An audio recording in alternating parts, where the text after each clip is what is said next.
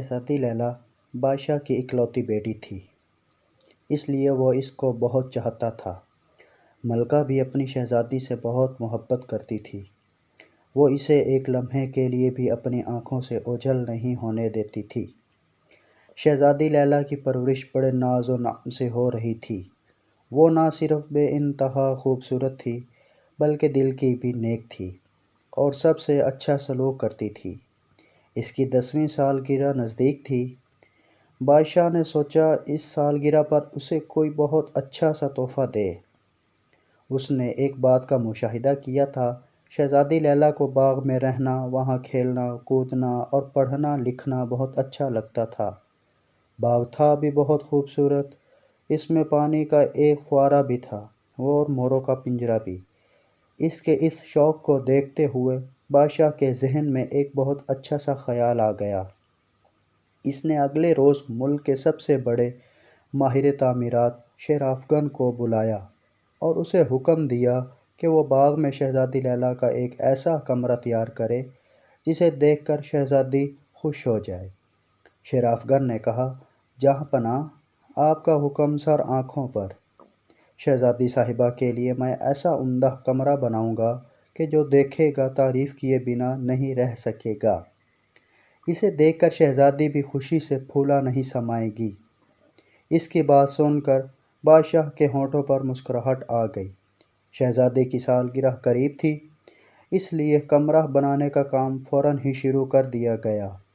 بہت سارے مزدور اس کام پر لگے ہوئے تھے اور کمرے کی تعمیر پر دن رات کام ہو رہا تھا۔ اسی دوران بادشاہ کے پڑوسی ملک کے بادشاہ نے اس سے درخواست کی کہ وہ اپنے محل میں کچھ تبدیلیاں کروانا چاہتا ہے، اس لیے شیرافگن کو چند دنوں کے لیے اس کے ملک میں بھیج دیا جائے۔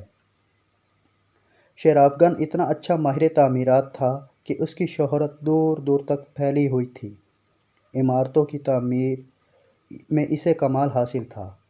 بادشاہ نے یہ درخواست رد نہیں کی اور شیرافگن کو حکم دیا کہ وہ جا کر اس کے دوست بادشاہ کے کام کو مکمل کرے۔ شہزادی کے کمرے کا تھوڑا سا کام ہی باقی تھا۔ شیرافگن نے راج مستریوں اور مزدوروں کو کام کے سلسلے میں چند ہدایات دیں اور چلا گیا۔ شہزادی لیلا کی سالگرہ سے ایک دن پہلے کمرہ پوری طرح تیار ہو گیا تھا۔ بادشاہ نے کمرے کا معائنہ کیا تو بہت خوش ہوا۔ یہ کمرہ شیشم کی قیمتی لکڑیوں سے تعمیر کیا گیا تھا۔ اس میں داخل ہوتے ہی ایک فرحت بخش ٹھنڈک کا احساس ہوتا تھا اور کمرے میں استعمال شدہ لکڑیوں سے بھینی بھینی خوشبو آتی تھی۔ کمرے میں ایک ہی کھڑکی تھی۔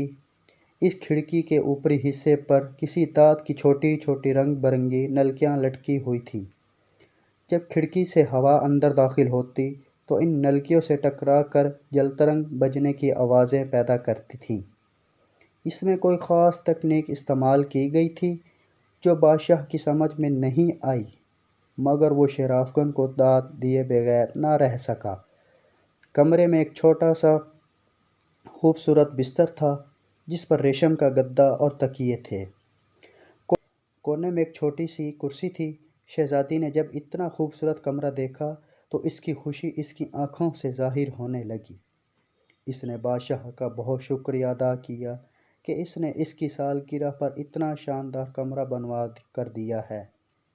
اس کی سالگرہ بہت دھوم دھام سے منائی گئی اور اس میں وزیروں اور رئیسوں نے اپنی بیوی بچوں کے ساتھ شرکت کی۔ سالگرہ والے روز شہزادی کا کمرہ اس کے حوالے کر دیا گیا۔ شہزادی نے بادشاہ سے کہہ دیا تھا کہ وہ اب اسی کمرے میں رہا کرے گی۔ بادشاہ نے اس پر کوئی اعتراض نہیں کیا۔ اس نے سپاہیوں کے افسر کو بلا کر ہدایت کر دی کہ شہزادی کے کمرے کے باہر پہرے داروں کو تعینات کر دیا جائے۔ اس افسر نے 12 سپاہی شہزادی کے کمرے کی حفاظت کی غرض سے لگا دیے۔ رات کو کھانے کے بعد شہزادی لیلا بادشاہ اور ملکہ کے ساتھ اپنے نئے اور خوبصورت کمرے میں آئی۔ وہ بہت خوش تھی۔ اس کو خوش دیکھ کر بادشاہ اور ملکہ بھی خوش ہو گئے۔ تھوڑی دیر بیٹھ کر وہ دونوں تو واپس محل میں چلے گئے اور شہزادی کھڑکی کے پاس آ کر باہر دیکھنے لگی۔ کھڑکی سے پورا باغ نظر آ رہا تھا۔ باغ میں چاروں طرف طرح طرح کے خوشنما پھول کھلے ہوئے تھے۔ درختوں پر پھل لگے ہوئے تھے۔ رات ہونے کی وجہ سے تمام پرندے اپنے اپنے گھونسلوں میں جا چکے تھے۔ دن ہوتا تو شہزادی انہیں بھی چہچہاتا ہوئے دیکھتی۔ کھڑکی میں سے باغ کا یہ حسین و جمیل منظر دیکھ کر شہزادی مسحور ہو کر رہ گئی تھی۔ کچھ دیر بعد اسے نیند نے آ لیا اور وہ اپنے بستر پر آ کر سو گئی۔ اس کی آنکھ صبح ہی صبح کھل گئی تھی۔ وہ بستر سے پاؤں لٹکا کر بیٹھ گئی اور کھڑکی سے باہر دیکھنے لگی، مگر یہ کیا؟ کھڑکی میں سے اسے محل کے قریب بہتا ہوا دریا نظر آیا۔ دریا میں اسے کشتیاں بھی تیرتی نظر آئیں۔ خوف کی ایک سرد لہر شہزادی کے جسم میں دوڑ گئی۔ اسے اچھی طرح سے یاد تھا کہ رات سونے سے پہلے وہ کھڑکی میں سے باغ کا نظارہ کر رہی تھی۔ اس نے جو پھولوں کے پودے اور پھلوں کے درخت دیکھے تھے اسے اچھی طرح یاد تھے۔ اب اسی کھڑکی میں سے دریا کا منظر دیکھ کر وہ حیران اور پریشان ہو گئی تھی۔ اس نے جلدی سے جوتے پہنے اور بھاگی بھاگی بادشاہ کے پاس آئی۔ اس نے جلدی بادشاہ کو ساری بات بتائی۔ اس کی بات سن کر بادشاہ مسکرانے لگا۔ اس نے سوچا شہزادی نے کوئی خواب دیکھا ہوگا۔ اس کی بے یقینی شہزادی نے بھانپ لی تھی۔ ابا حضور، آپ کو میری بات کا یقین نہیں آ رہا، آپ خود چل کر دیکھ لیجئے۔ اس نے اس کا ہاتھ پکڑا اور اپنے ساتھ اس کمرے میں لائی۔ کمرے کے چاروں طرف سپاہی پہرے دے رہے تھے۔ بادشاہ کو دیکھ کر انہوں نے اسے تعظیم پیش کی۔ شہزادی اور بادشاہ جب کمرے میں داخل ہوئے تو شہزادی کے منہ سے ایک ہلکی سی چیخ نکلی۔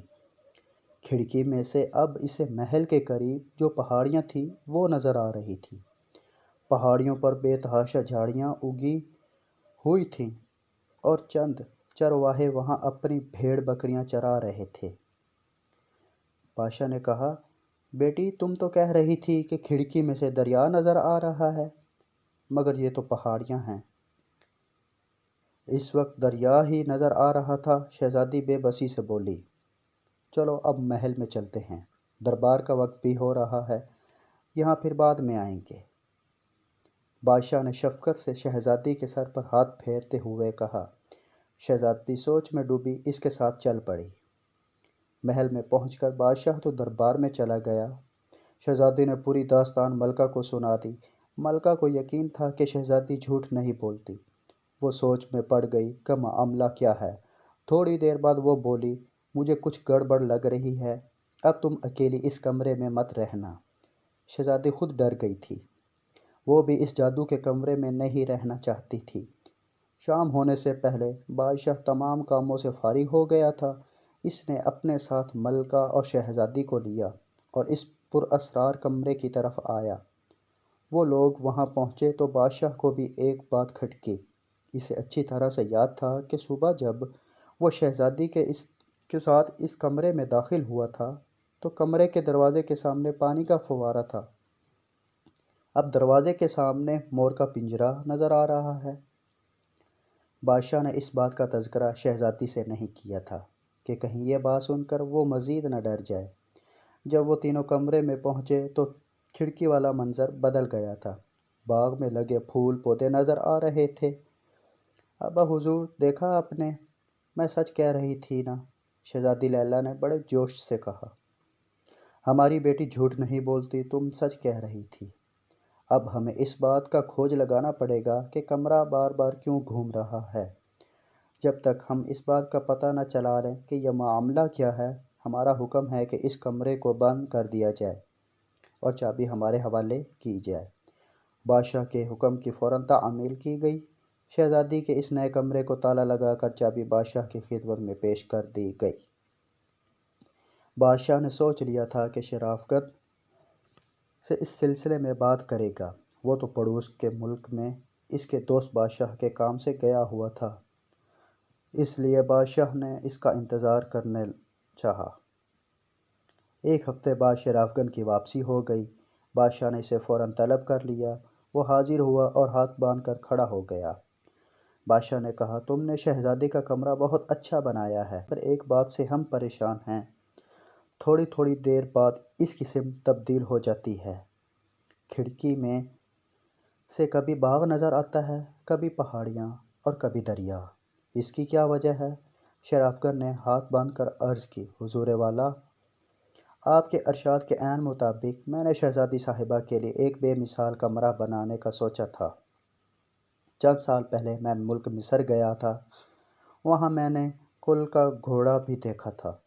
وہ گھوڑا ہوتا تو لکڑی کا ہے، مگر اس کے اندر لوہے کی گراریاں وغیرہ لگی ہوتی ہیں، اور ان کو چلانے کے لیے گھوڑے کی رکابوں میں کل پردے لگے ہوتے ہیں، جن کی وجہ سے وہ دوڑتا بھاگتا ہے۔ اس کام کا ماہر میرا ایک دوست تھا، میں نے کچھ عرصہ لگا کر اس سے اس ہنر کے بارے میں کافی معلومات حاصل کر لی تھی۔ میں جب شہزادی صاحبہ کا کمرہ بنانے لگا تو مجھے خیال آیا کہ مصر سے سیکھے ہوئے علم کو یہاں آزماؤں۔ میں نے اس کمرے کی بنیاد بہت ساری لوہے اور پیتل کی گراریوں پر رکھی اور ان کو کمرے سے باہر فرش میں لگی بڑی بڑی پکی سلوں سے منسلک کر دیا۔